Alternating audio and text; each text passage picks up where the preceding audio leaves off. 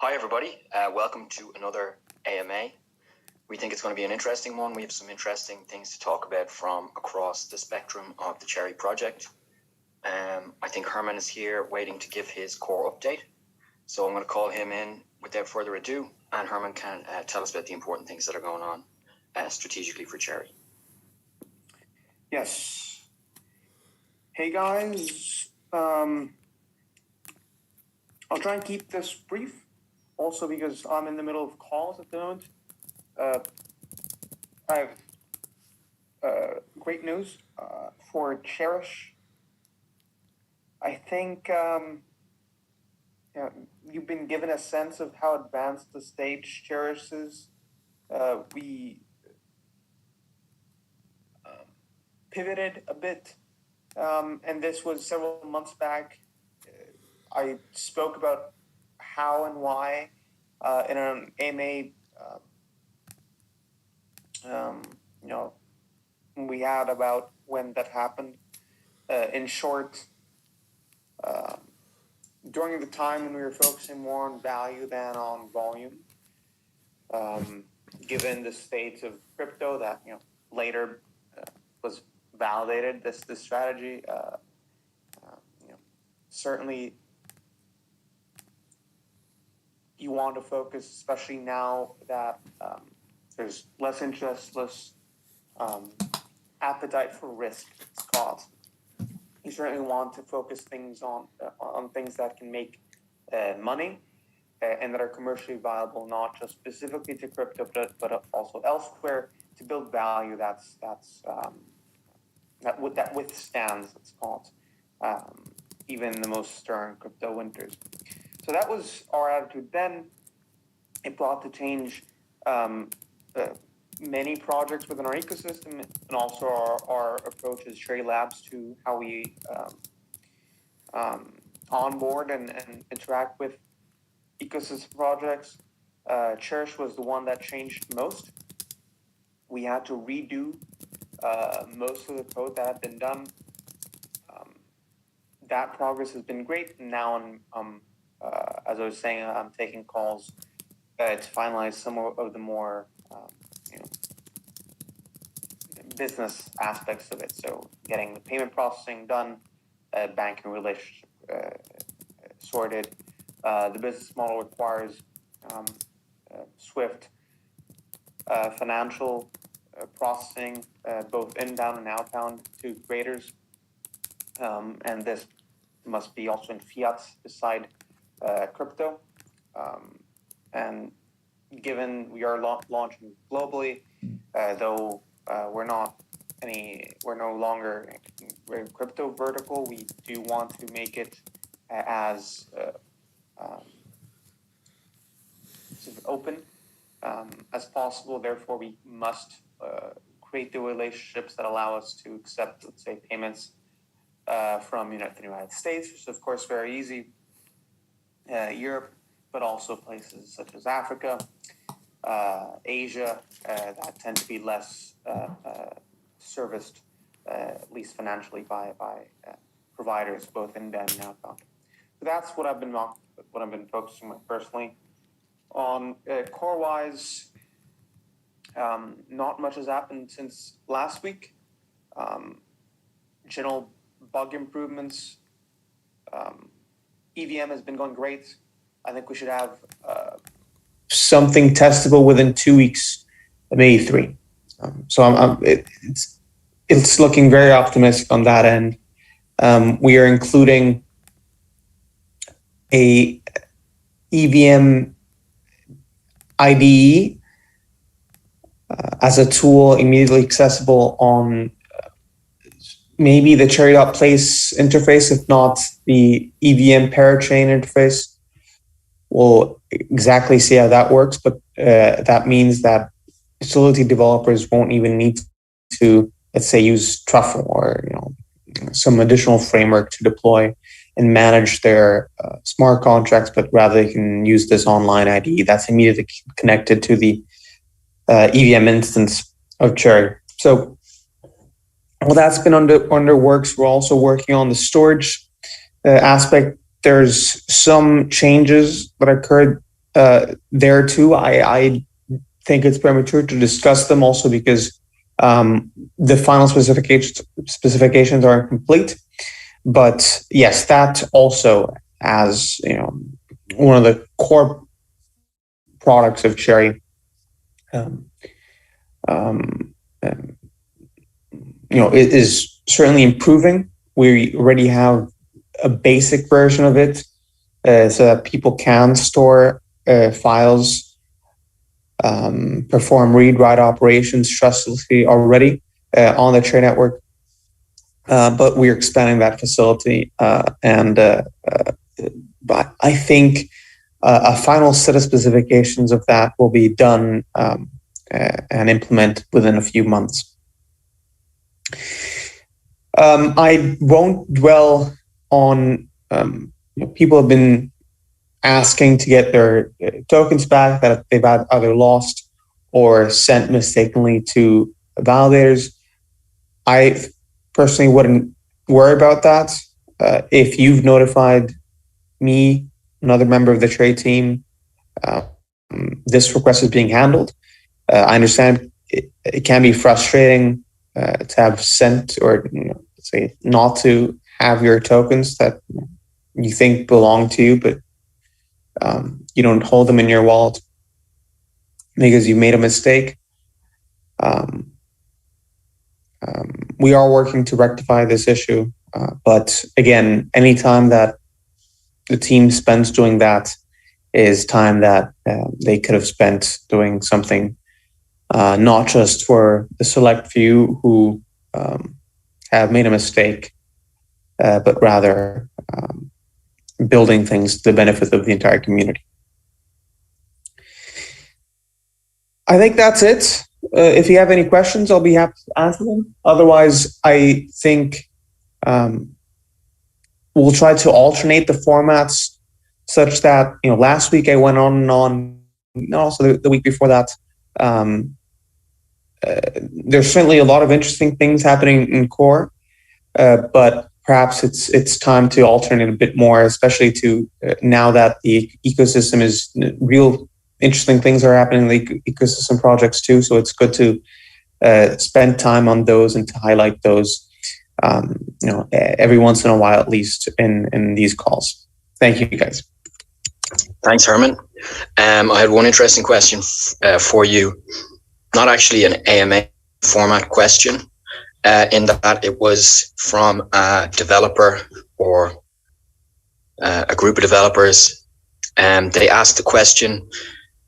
They're quite keen on launching a couple of different products using the Cherry's technology, and they were wondering, in terms of time frame, when would Cherry really be and the Cherry stack be amenable or useful for developers to use flexibly on multiple projects and in a fast and easy way. I think you kind of answered that somewhat already, but if you have any thoughts on that? Yeah, I mean, we've been talking about this for months and months. We, of course, want to transition away from this controlled release type, where we have this ecosystem team that tries to direct progress, both business-wise and technically, to, of course, firstly support the developers in their pursuits as they try to build Cherry, but also to respond to their feedback and adjust Cherry to their requirements. I think progressively over time, we've improved a lot. Certainly since this latest upgrade, now Cherry is very versatile. Anything that can be done on Polkadot can be done on Cherry within weeks. Anything that can be done on Ethereum can also be done on Ethereum testnet.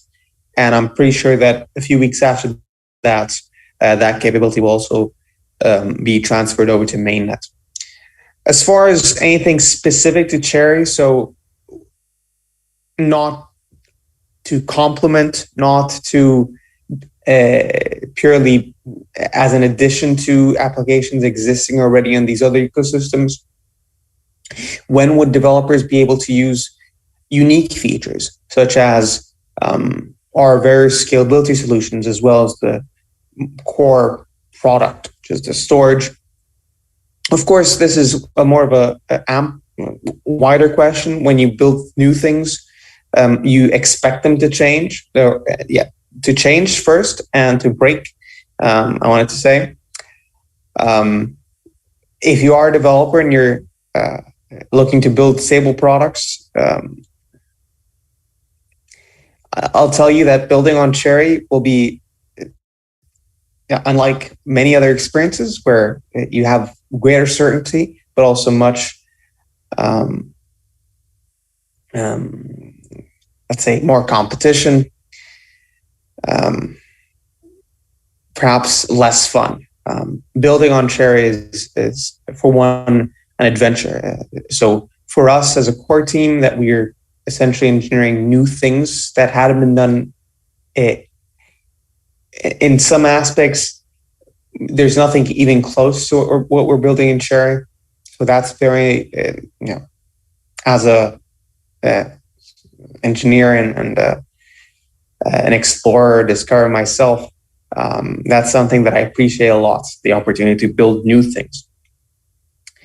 But not just in core. When you're trying to explore new protocols and finding new permutations of its use, I think we are in a stage now that you can do it mostly independently. But as far as your intentions go, your intentions shouldn't be immediately commercial, to be frank. I don't think, most blockchains are able to purport ability to deploy applications that are safe enough to be considered production. So there is always this adventure aspect to it, to any blockchain endeavor. But more particularly in Cherry, beside the generalized risk, developers tend to externalize to the wide communities of either Polkadot or of Ethereum. To cite a few examples, within Cherry, where the community of developers is much more restricted, I'd say that in addition to an appetite for risk and discovery, you should also be able to communicate with us. And again, within the context of helping us improve the product for everyone and communicating with us so that we can help you specifically.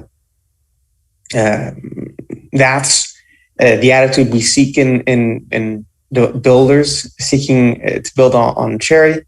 But in turn, that's the same attitude that we offer and we have offered over many months now, of an openness to talk to inventors, whether technical or not, and try to make their business models or engineering pursuits work in Cherry.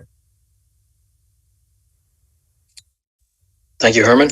I think that's a good summary, and it's worth emphasizing that when you deal with technologies that are on the frontier of new developments and new kind of horizons of what can be done, then it's appropriate to expect that some things may not, or may be somewhat fluid and exploratory if you're trying to build with Cherry, because Cherry is firmly on the frontier of what's being done. Then you need to have some degree of tolerance for exploration for the solutions that you're trying to build.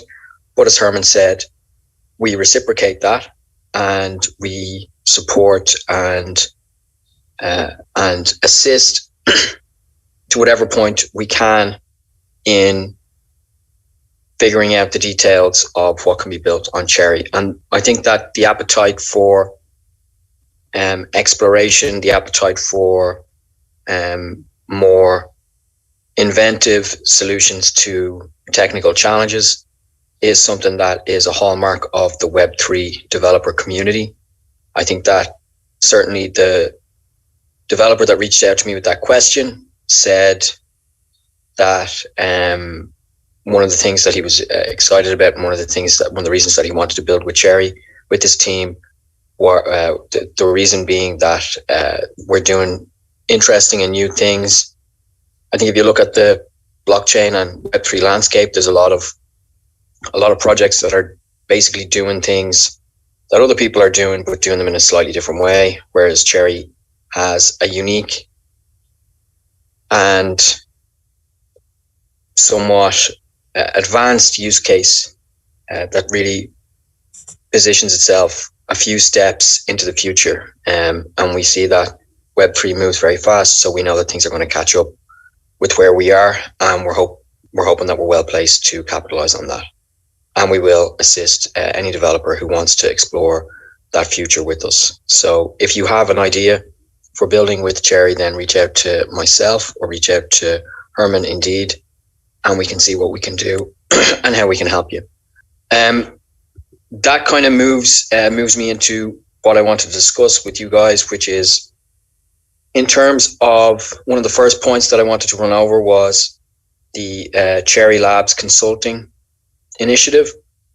We have partnered with 3 firms now, one fund, one media firm, and one content firm, which will be the close partners of ours in what we try and offer to the market, the Web3 market, in terms of the services, advisory, expertise, and knowledge that we can offer. And that's a very positive development. We've worked with these people in the past. We've received investment from them. We've invested in them, et cetera, et cetera. So that's quite positive. And we're also looking at, given the demand for consulting and advisory services that we've seen, we're also looking at rolling this or kind of strengthening the link between Cherry Labs Consulting and Cherry Labs as a venture studio itself, which will probably involve some interesting synergies between ourselves and our clients, specifically in terms of us investing in clients that we work with, which will kind of position us almost as a quasi incubator. Although the venture studio is an incubator in and of itself, the consulting arm will also function in that way, or at least help to bring projects into the sphere of influence of Cherry Labs proper. So that's quite a positive development. As you guys saw, in terms of the ecosystem, Original Factory launched last week. It's quite a cool project. There's a huge amount of buzz and discussion and indeed controversy around AI art at the moment. On Twitter, it's the talk of the town, so to speak. And it's, aside from the controversial aspects or the intense discussions, we're glad to be able to make this art that is really, really high quality. I think if you compare it with some of the bigger and more well-known art generation engines, that the content of Original Factory is really, really of a high quality and very, very, very beautiful. I mean, I think everyone can possibly agree, regardless of your taste, that there is a high degree of artistic merit to a lot of what's been generated in the Original Factory initiative. Aside from Original Factory, there is another ecosystem project which we've been working with closely, about to launch. I think a lot of the community already have an idea of what it does and what it is. Herman's spoken about it before. I won't go into too much detail now because it's going to launch in the coming days. And this is really cool. This is one thing that I've been interested in, and since years back have been wondering when someone would get around to building this, but it's really cool. There's nothing else like it. And it is, really state of the art, but also very easy to use for the end user, whether they know about Web3 and blockchain or not at all. So that's certainly the kind of enterprise that we're happy to have build in our ecosystem or receive funding from us. That would be the initiatives, the projects that bridge the gap between the crypto sphere, which is growing all the time, but still limited compared to the rest of the population of planet Earth, and to bridge from that to everyone else. So that's really cool. I'm looking forward to announcing it. The final arrangements are being put into place regarding, the marketing drive that should be launched in the coming days. And I think that it's something that everybody can use. And it's something that I think our community are going to have a lot of fun using as well. So stay tuned for that. And then I had a final point that I wanted to mention. Bear with me now and I'll find my notes. The final point that I wanted to mention was that we have some interesting things coming forward specifically with regards to the marketing and outreach and scaling up of our footprint on the internet. As I think Herman has mentioned this, we are going to be doing a refresh on the website, along with a lot of other promotional efforts. So that's going to be quite exciting as well. On that note, actually, before I finish, we still have to address some of the quiz winners from Christmas until now.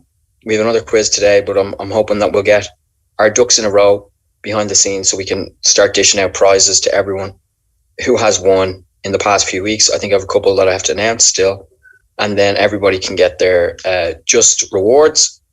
So that should be sorted in a couple of days. So if you've been announced as a winner, or if you're waiting to see for an announcement for winners, then bear with me and I'll have that sorted hopefully by the end of the week or so. So that's me.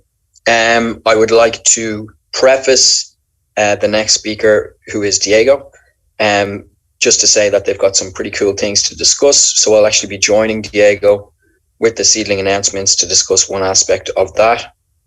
But I think he's going to hit it on the fly. We discussed it just before the call. Diego, are you there? Yes, I'm here. Thank you, Owen. Hey, Diego. So we should probably start with the discussions that we had with our partners and with Herman a couple of weeks ago, and amongst ourselves, regarding diversifying the means of investing through seedling, and how that's going to kind of change how things are done. Yes, indeed. I think we haven't really mentioned this, or maybe we did a couple of months back. We are actually studying alternative types of contributions in sales. So, for example, the option to expand seedling into a more open platform that can include also equity sales. So, for example, the study of equity plus token sales on a more professional note, just like big VCs do.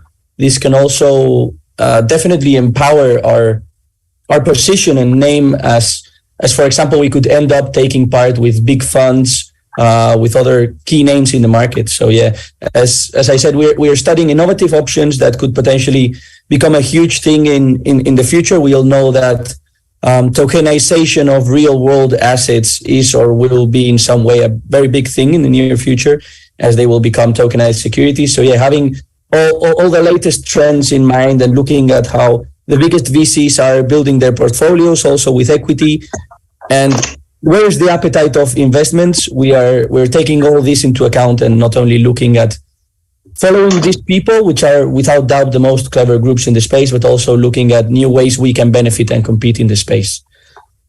And just to continue with our news at Seedling, I wanted to comment on the recap that should be out or will be going out as I speak.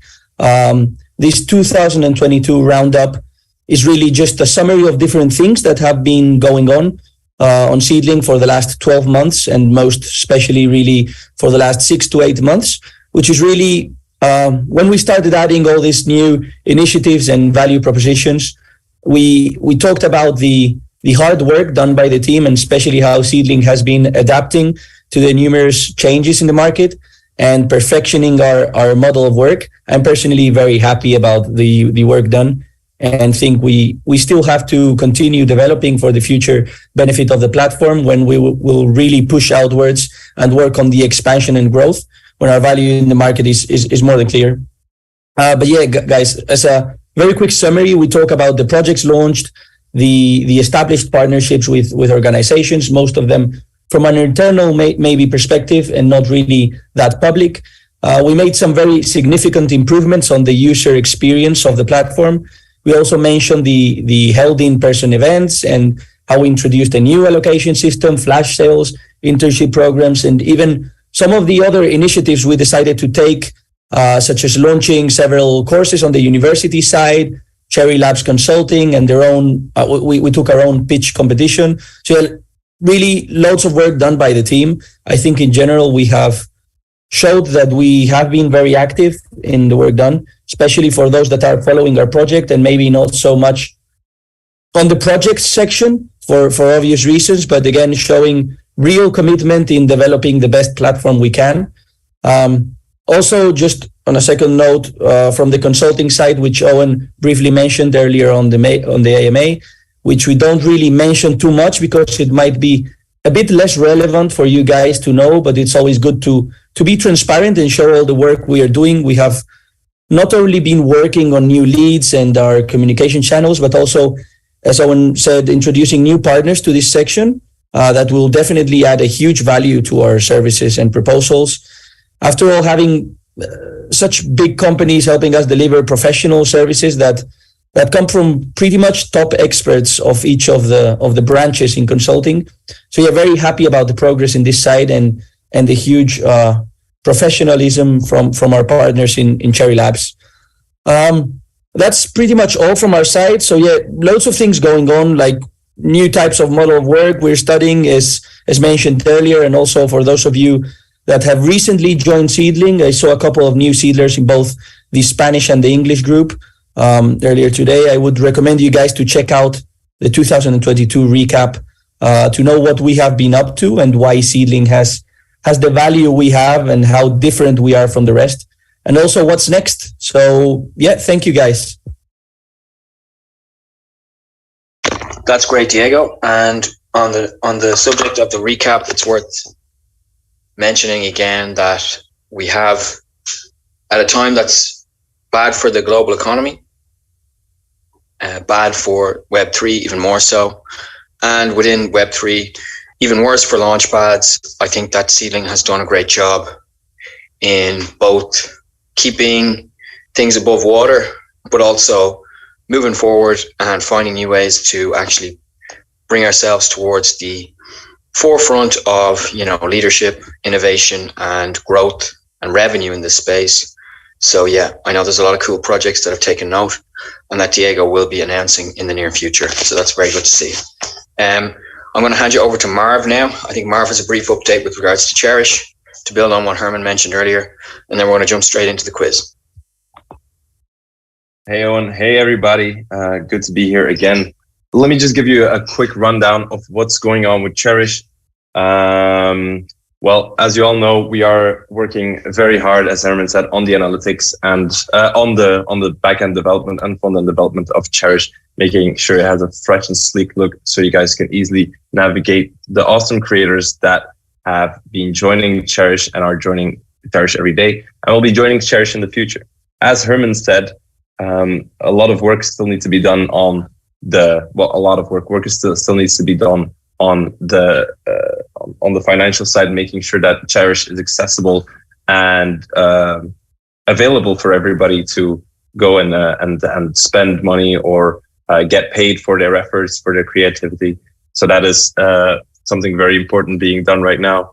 Accompanying that, something very important as well, is something that's taken a key focus of the development team right now, is the analytics. We want creators to be able to see who their fans are, how they interact with them, and how this is developing. So make sure that they can run their creative business as sleek and as smooth as possible and have full oversight over the reach that they have, unlike other platforms that hide behind vague statistics.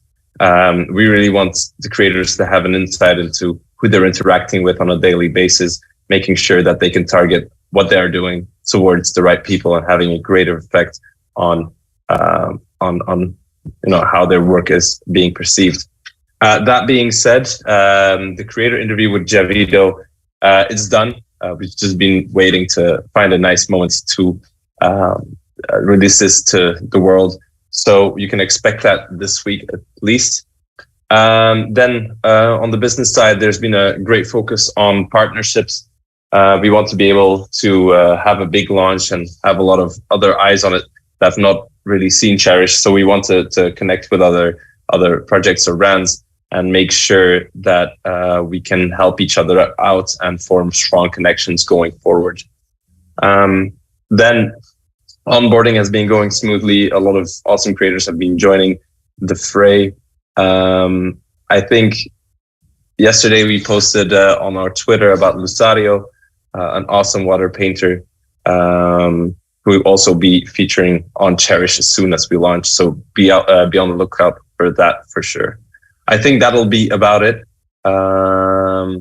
Maybe a word about. No, wait. I'll leave that for next time, for next week.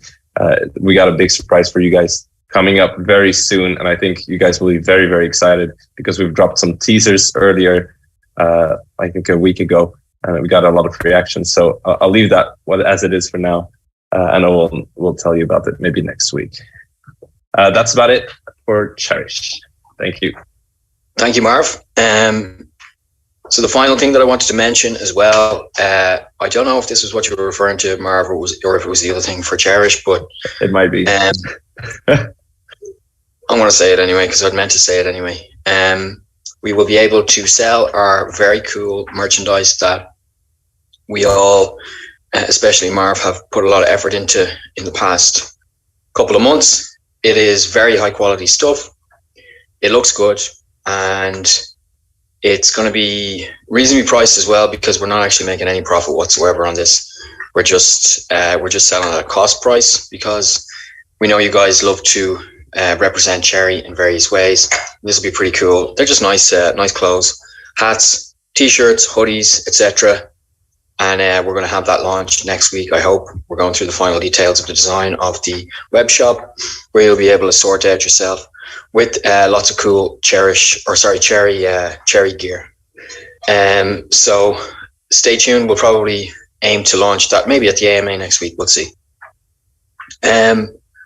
With that said, that's basically everything from today. I want to now hand you over to John. John is going to take you through the quiz. We've got some cool questions. As I mentioned earlier, the winners from today and the past couple of weeks will be announced in the next couple of days when we have our ducks in a row in terms of dishing out the prizes, which will come very soon. Thank you very much, guys. It was a pleasure, as always. I look forward to speaking to you next week. And in the meantime, any questions that you guys have, you can always drop them in the chat and we always get to them within a few hours. So any questions, any inquiries or any words of support, you can throw them in the chat and we'll address them pretty soon. Thank you very much for joining us. We really appreciate you, and I'll talk to you in the next few days. Bye-bye.